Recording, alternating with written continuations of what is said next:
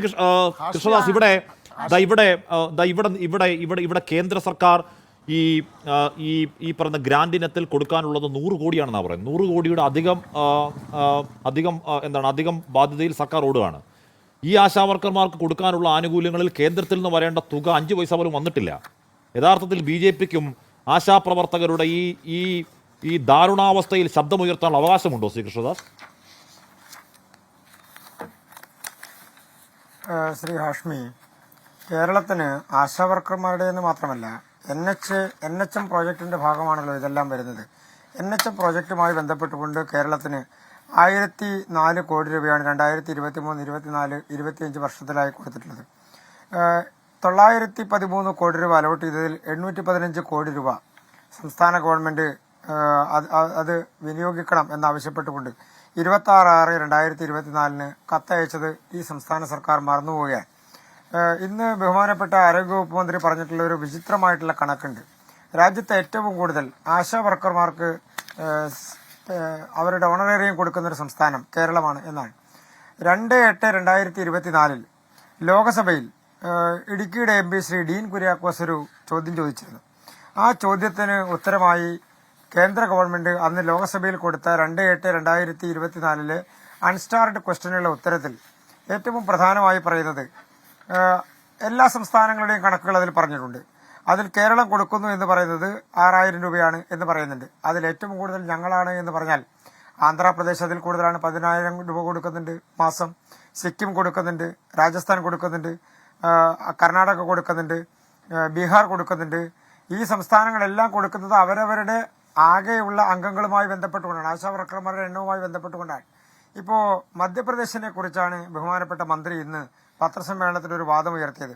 മധ്യപ്രദേശിലെ ശരാശരി ഒരാളുടെ വേതനം, ശരാശരി ഒരു വർക്കറുടെ വേതനം 400 രൂപയാണ്. ശരാശരി ഒരു വർഷത്തെ അവരുടെ വേതനമായി അവരുടെ വ്യക്തിപരമായിട്ടുള്ള ഇൻകത്തിന്റെ എക്സ്പെൻസ് എന്നുള്ളത് കണക്കാക്കുന്നത് 20,000 രൂപയാണ്. കേരളത്തിൽ അത് 800 രൂപയും 40,000 രൂപയുമാണ്. അപ്പം നമ്മുടെ ലിവിംഗ് കോസ്റ്റ് എവിടെയാണ് നിൽക്കുന്നത്? ഇനി രണ്ടാമത്തെ ഒരു കാര്യം, കേരളത്തിനെ സംബന്ധിച്ച് 26,000 ആശാവർക്കർമാരുണ്ട് എന്നാണ് പറയുന്നത്.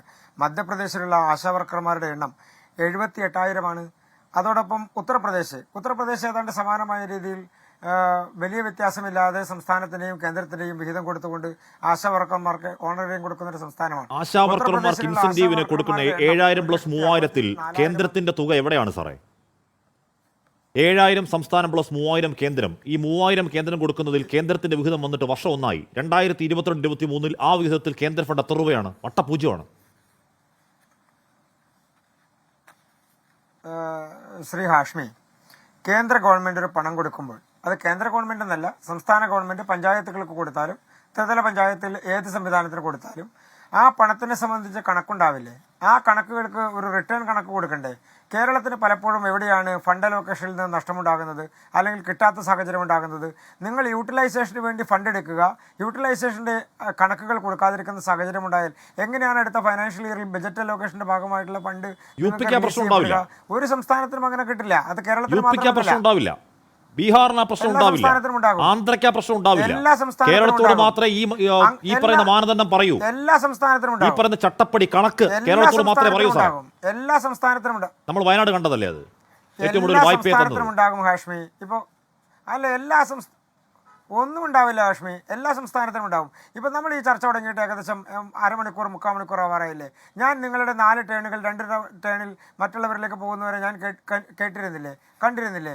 അതുപോലെ തന്നെയാണ് ഓരോ സംസ്ഥാനത്തിനെ സംബന്ധിച്ചും ആ ടേൺ ആകുന്നതുവരെ കാത്തിരിക്കുക എന്നുള്ളത് മാത്രമേ ഉള്ളൂ. കേരളത്തിന് ആ ടേൺ എന്തുകൊണ്ടായില്ല എന്ന് ചോദിച്ചാൽ അതിൻ്റെ കണക്കുകൾ കൊടുക്കണ്ടേ?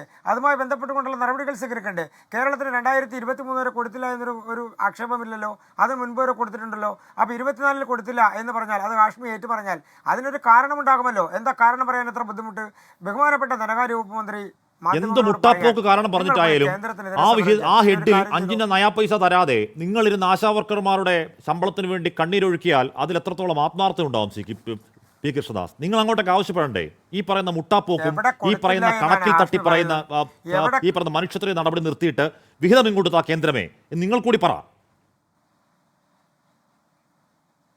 എവിടെ കൊടുത്തില്ല എന്നാ കേരളത്തിന്റെ ധനകാര്യ വകുപ്പ് മന്ത്രി പറയുന്നത്? എവിടെ നിന്ന് കിട്ടിയില്ല എന്നാണ് പറയുന്നത്. വെറുതെ നമ്മൾ വർത്തമാനം പറഞ്ഞിട്ട് കാര്യമുണ്ടോ? അതിൽ കണക്കുകൾ കാണിക്കുന്ന സമയത്ത് കൃത്യമായി അതിൻ്റെ റിട്ടേൺ കൊടുക്കുന്ന സംവിധാനം ഉണ്ടാകാനില്ല, അത് കിട്ടിയില്ല എന്ന് മാധ്യമങ്ങളോട് പറയുന്ന സർക്കാർ കഴിഞ്ഞ കൊല്ലങ്ങളിൽ എത്ര കിട്ടിയെന്ന് പറയണ്ടേ? നമ്മൾക്ക് ജനങ്ങളെ വിഡ്ഢികളാക്കിക്കൊണ്ട് വർത്തമാനം പറയാൻ കഴിയുമോ? ആശാ വർക്കർമാർക്ക് ഞങ്ങളാണ് കേരളത്തിലെ രാജ്യത്ത് ഏറ്റവും കൂടുതൽ ഓണറേറിയം കൊടുക്കുന്നത് എന്ന് പറഞ്ഞാൽ കണക്കുകൾ പാർലമെന്റിൽ വെച്ചിട്ടുണ്ടല്ലോ 2/8/2024. അത് പരിശോധിക്കാൻ എന്താണ് കേരളത്തിലെ മന്ത്രിമാർക്ക് ഇത്ര വലിയ ബുദ്ധിമുട്ട്? പബ്ലിക് ഡൊമൈനിൽ അവൈലബിൾ ആയിട്ടുള്ള കാര്യമല്ലേ? ഹാഷ്മിക്ക് പരിശോധിക്കാമല്ലോ. ഞാൻ പറഞ്ഞ കാര്യത്തിൽ എന്തെങ്കിലും വ്യത്യാസമുണ്ടെങ്കിൽ നിങ്ങൾക്ക് വെറുതെ ഗൂഗിൾ ചെയ്താൽ കിട്ടുന്ന കാര്യമല്ലേ ഇതെല്ലാം ഉള്ളത്? അപ്പോൾ കാര്യത്തിൽ എക്കാലത്ത് നമ്മൾ മുൻപന്തിയിലാണ്. എനിക്ക് ആ കണക്കൊന്ന് അയച്ചു തരണം. ഞാൻ ഗൂഗിൾ ചെയ്ത് നോക്കി എനിക്ക് കിട്ടിയില്ല. ഞാൻ ഗൂഗിൾ നോക്കിയിട്ടില്ല. എനിക്ക് താങ്കൾ ഞാൻ ഇപ്പൊ ഇത് തീരുന്നതിന് മുമ്പ് ഹാഷ്മിക്ക് അയച്ചു തരാം. എനിക്ക് അയച്ചു തരാം. ഓക്കെ, ഞാൻ അങ്ങനെയൊക്കെ എത്താം.